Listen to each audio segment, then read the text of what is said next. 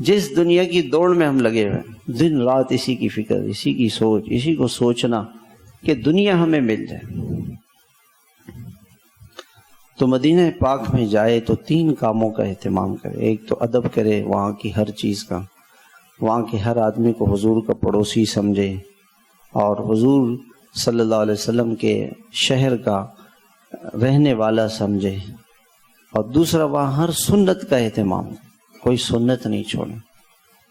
اس کی کوشش کرے کہ سنتیں نہ چھوٹیں، وہاں ہر سنت کا اہتمام۔ ویسے بھی آدمی کو سنتوں کا اہتمام کرنا چاہیے، لیکن مدینہ پاک میں بہت زیادہ نہیں، اور درود شریف کی کثرت رکھے، ہر وقت درود شریف پڑھتا رہے جتنا بھی، اور استحضار کے ساتھ پڑھے۔ علماء نے لکھا ہے کہ مسجد نبوی میں جہاں سے بھی درود شریف پڑھے گا، جتنے قریب جا سکتا ہے قریب جائے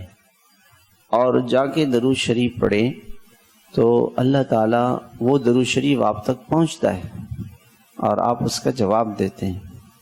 تو اس استحضار کے ساتھ کہ میں حضور صلی اللہ علیہ وسلم کی مجلس میں ہوں اور آپ پر درود بھیج رہا ہوں، اس استحضار کے ساتھ درود شریف پڑھیں۔